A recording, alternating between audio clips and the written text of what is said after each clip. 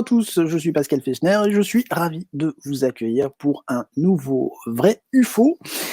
Un vrai UFO un petit peu particulier puisque nous avons appris qu'un ovni aurait survolé le ciel de Moscou.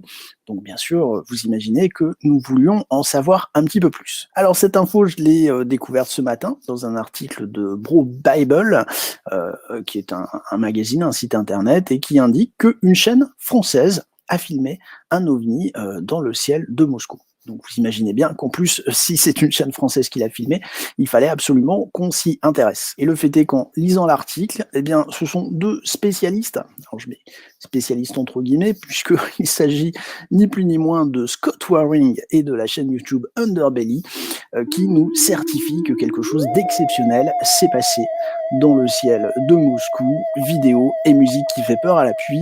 Alors s'agit-il d'un énième coup de putaclic de ces chaînes ? Fort possible, hein. On sait que Scott Waring voit des ovnis un petit peu partout et surtout il n'y en a pas.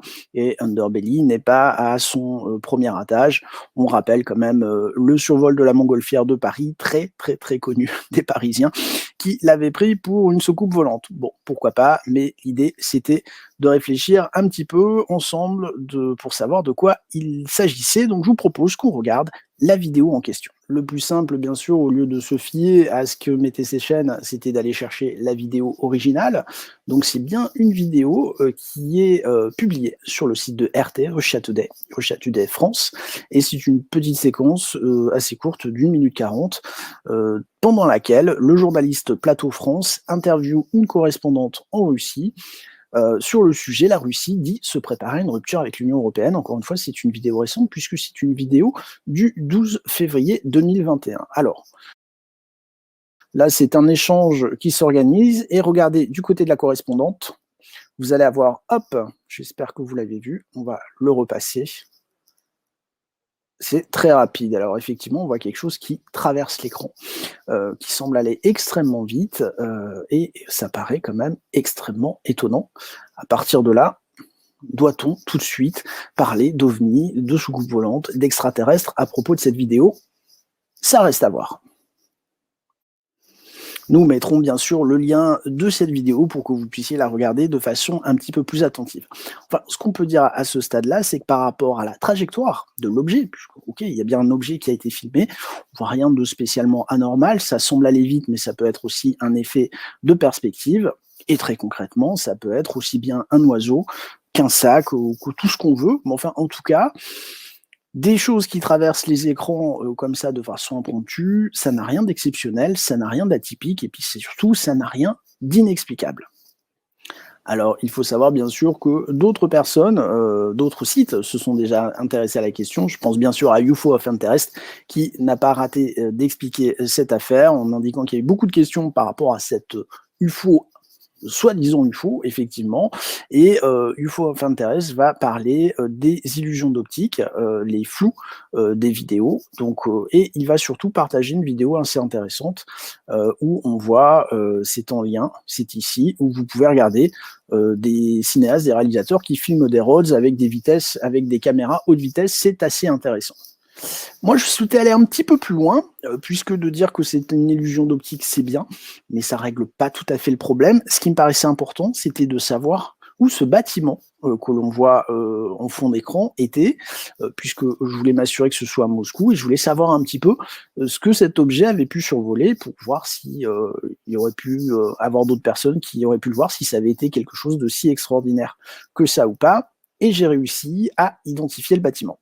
Alors ma démarche a été assez simple, puisque souvent, lorsque vous avez des correspondants, que ce soit en Amérique, en Angleterre ou en Russie, on va mettre le correspondant derrière un fond vert et on va projeter une image ou une vidéo, une caméra d'ambiance pour pouvoir rendre le reportage un petit peu plus vivant, en tout cas qu'on soit un peu plus dans le pays. En général, c'est souvent qu'on voit la Maison Blanche quand c'est l'Amérique, ou des bâtiments officiels lorsque c'est en Angleterre. Ici, il s'agit d'un article qui considère les affaires étrangères de la Russie avec l'Union européenne. Donc, il a été assez simple d'identifier le bâtiment. Il est ici, en fait, c'est le ministère des Affaires étrangères. Il s'agissait donc maintenant de localiser où se trouve le ministère des Affaires étrangères en Russie, enfin à Moscou précisément. Et vous voyez, là, nous sommes vraiment au cœur de Moscou. Et je vais faire un zoom grâce à l'outil Google Earth. Et nous arrivons sur le ministère des Affaires étrangères. Donc il y a deux choses intéressantes. Vous voyez que c'est vraiment plein centre-ville, mais surtout, le ministère des Affaires étrangères est bordé par une espèce de double voie. Regardez, enfin de double voie, d'autoroute, il n'y a pas d'autre mot, et les petits points sont des voitures.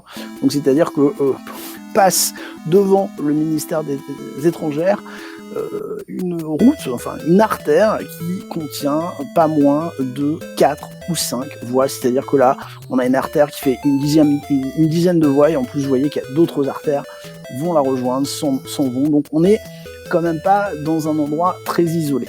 Par rapport à ce qu'on a vu, on voit le ministère des Affaires étrangères en face, c'est-à-dire que l'objet serait passé par ici, grosso modo, c'est-à-dire qu'il aurait vraiment traversé l'artère pour disparaître. Donc ça paraît quand même très étonnant que cet objet soit passé complètement inaperçu, sauf que ce soit quelque chose de tout à fait naturel, un oiseau, un sac, que sais-je.